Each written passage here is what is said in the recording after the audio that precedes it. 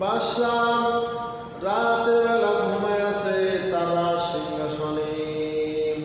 সিংহাসনে ঘুমায় আছে, তিনি খাপ দেখতেছেন, তাকে একটি বাঘ ধাওয়া করতেছে। তিনি দৌড়াইতেছে সামনের দিকে, দৌড়াইয়া যাইতে যাইতে তিনি একটি গাছের ওপর উঠে গেলেন। গাছের ওপর যখন উঠে গেলেন, বাঘ তখন তার দিকে হা করিয়া তাকায় আছে। এবার তিনি নিচের দিকে তাকায়া দেখেন আগুন দাউ দাউ করে জ্বলতেছে, তার মধ্যে সাপ বিচ্ছুগুলা গিজ গিজ করতেছে। এমন সময় একটি কালো ইঁদুর আসিয়া গাছের গোড়া কাটা শুরু করলেন। আবার কালো ইঁদুর চলে যায়, আবার সাদা ইঁদুর আসে, আসার পরে গাছ কাটা শুরু করে দেয়। এইভাবে কালো ইঁদুর আসে, কাটা শুরু করে, আবার সাদা ইঁদুর আসে, কালো ইঁদুর চলে যায়। এইভাবে কাটা শুরু করে দিয়েছেন। তিনি ওপরের দিকে তাকায় দেখে মৌমাছির শাক থেকে মধু পড়তেছে।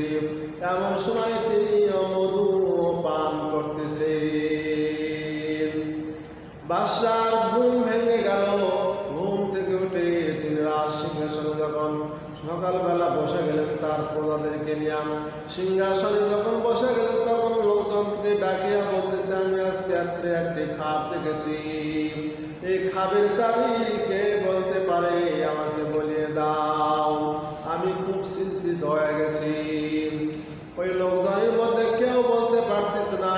কানিতে একজন লোক বলতেছে যে আপনার এখানে একজন লোক আছে, সে খাবের তাবির বলতে পারে।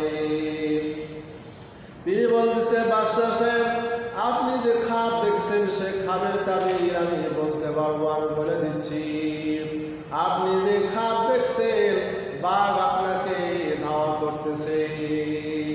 ওই বাঘ হচ্ছে মালাকুল মউত আজরাইল আলাইহিস সালাম।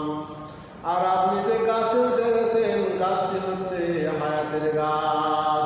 এই গাছে আপনি উঠে গেছেন, ওই কালো ইঁদুর এসে কাটা শুরু করল। ওই আর কালো ইঁদুর চলে যায়, আবার সাদা ইঁদুর আসে, সাদা ইঁদুর কাটে, আবার কালো ইঁদুর চলে যায়। এরকম ভাবে আপনারা হায়াতের গাছ কাটতেছে। আপনার ওই কালো ইঁদুরটা হচ্ছে রাত, আর সাদা ইঁদুরটা হচ্ছে দিন। এভাবে আপনার হায়াত কাটতেছে। কাটতে কাটতে আপনার যখন হায়াত শেষ হয়ে যাবে, মালাকুল মউত আজরাইল আলাইহিস সালাম এসে আপনার জান কবজ করবে।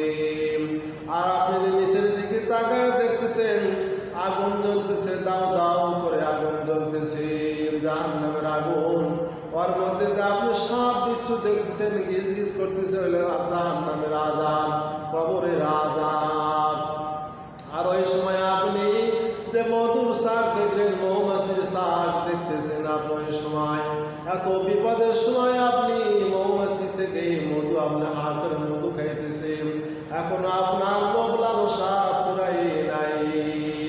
এত বিপদের মধ্যে দিয়ে আপনি মৌমাছি থেকে, মৌমাছি শাক থেকে মধু সংগ্রহ করতেছেন। আপনার হায়াত এখন শেষ হয়ে যাবে। হায়াতের গাছ, হায়াতের গাছে আপনি উঠেছেন, কাটা শেষ হয়ে যাবে, আপনার মৌত হয়ে যাবে। এত বিপদের মধ্যে দিয়েও আপনি আল্লাহকে স্মরণ করতেছেন না।